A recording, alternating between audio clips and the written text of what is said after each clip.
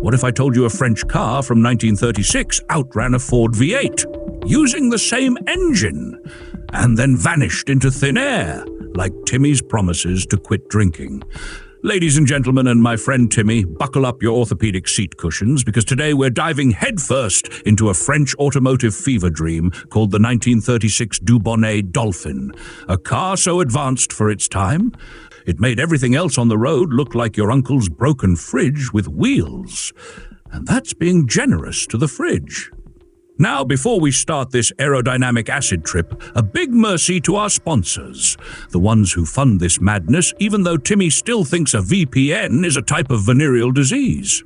Thanks to you, we can keep unearthing these rolling UFOs from history's weird garage sale.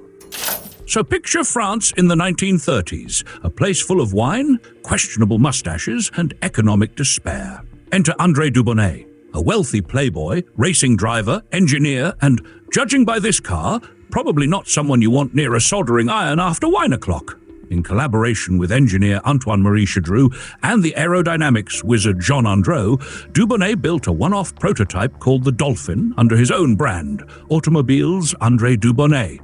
It wasn't a car, it was an aerodynamic middle finger to conventional design. The goal? To prove that streamlining wasn't just for trains, planes, and your balding neighbor Bob's comb-over.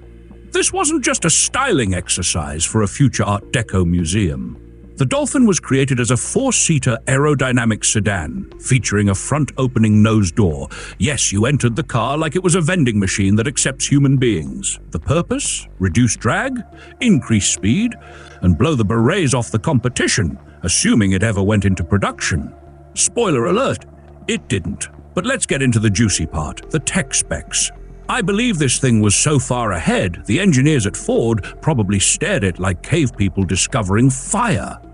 Under the hood, wait, not even under the hood, more like somewhere behind the rear seats, was a Ford V8 flathead engine from Matford with 3.6 litres, 2.21 cubic inches, and pumping out around 85 horsepower at 3,800 revolutions per minute.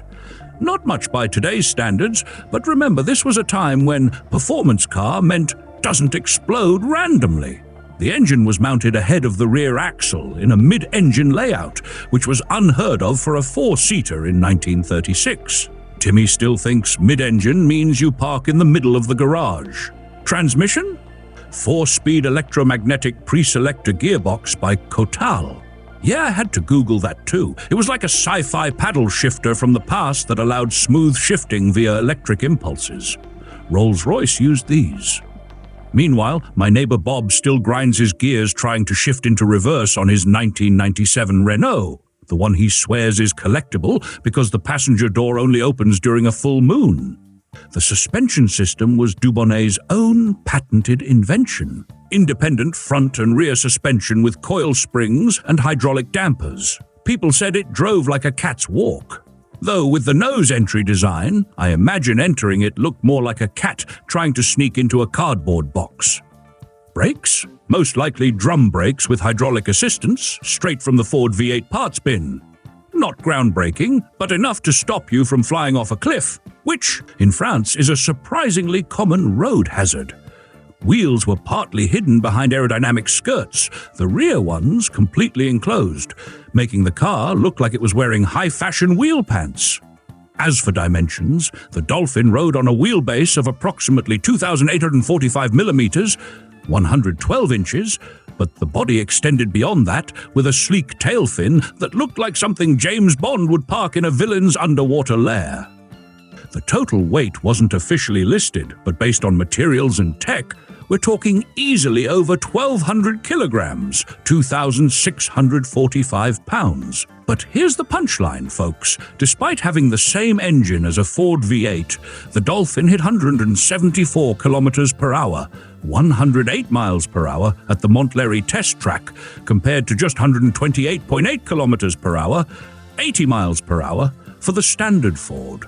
And it used 37% less fuel over 194.5 kilometers, 121 miles course. That's like making Timmy run a marathon with fewer beer stops, nearly impossible.